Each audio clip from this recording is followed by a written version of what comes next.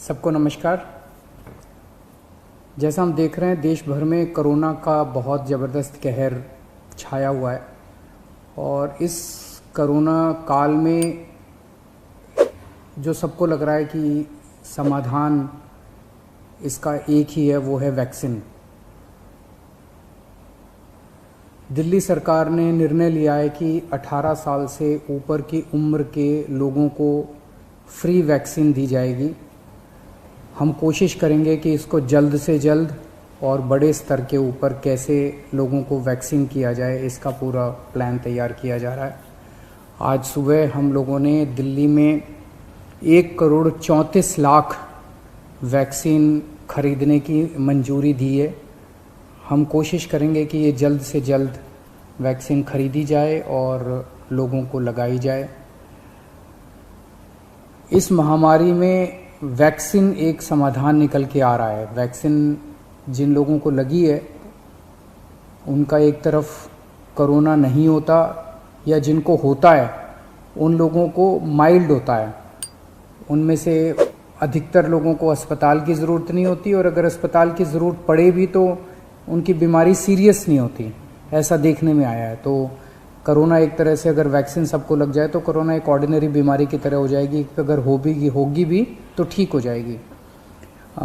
England में, United kingdom में अभी कुछ महीने पहले तक कोरोना का इतनी ही ज़बरदस्त कहर था जैसे अब भारत के अंदर है, और वहाँ उन्होंने वैक्सीन बहुत बड़े स्तर के ऊपर अपने लोगों को लगाई। तो कोरोना के अंदर उस लहर के ख़त्म होने का एक बहुत बड़ा कारण एक्सपर्ट्स वैक्सीन को मानते हैं कि जिस इंटेंसिटी के साथ, एग्रेसिवनेस के साथ कोरोना वैक्सीन लगाई गई इंग्लैंड में, उसका कोरोना की लहर को ख़त्म करने में बड़ा योगदान रहा। वैक्सीन के एक निर्माता ने कहा है कि वो राज्य सरकारों को 400 रुपये में देंगे, दूसरे निर्माता ने कहा है कि वो राज्य सरकारों को 600 रुपये में देंगे, और केंद्र सरकार को दोनों 150 रुपये में देंगे। मेरी उम्मीद है कि इसको एक ही प्राइस होना चाहिए, अलग अलग प्राइस नहीं होने चाहिए। उनमें से एक निर्माता का मैं इंटरव्यू देख रहा था जो कह रहा था कि 150 रुपये में जब वो केंद्र सरकार को दे रहे हैं तो उसमें भी उनको फ़ायदा हो रहा है। तो अगर 150 रुपये में भी उनको फ़ायदा है, उसमें नुकसान नहीं है, तो 400 रुपये में और 600 रुपये में तो बहुत ज़्यादा फ़ायदा है।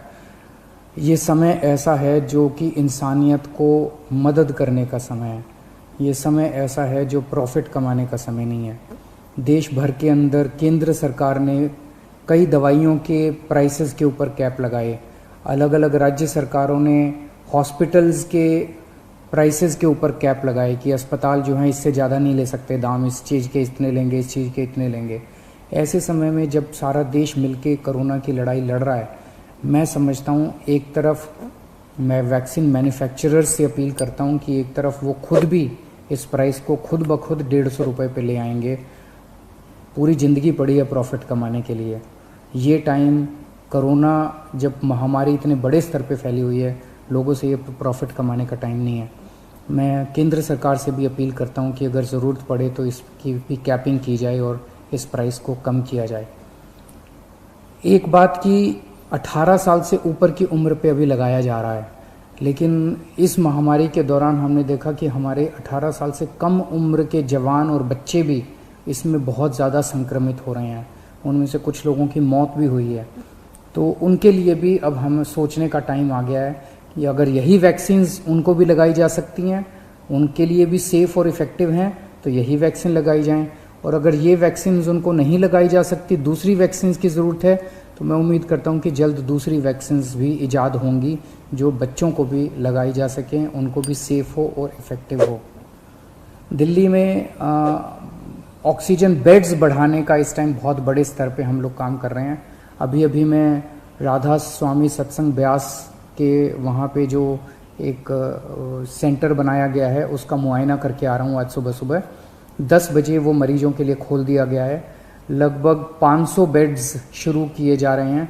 आज 150 बेड्स हैं, अगले 1-2 दिन में 500 बेड्स हो जाएंगे। उसके 2-4 दिन के अंदर इसको 2000 बेड्स तक और फिर 5000 बेड्स तक ले जाया जाएगा। इसके साथ साथ वहीं पे 200 बेड्स का आईसीयू भी तैयार कर रहे हैं राधा स्वामी सत्संग में। और तो मैं उम्मीद इसी तरह से पूरे दिल्ली के अंदर कई जगह फैसिलिटीज़ क्रिएट की जा रही हैं ऑक्सीजन बेड्स की। मैं उम्मीद करता हूं कि इससे जनता को काफ़ी फ़ायदा होगा। नमस्कार।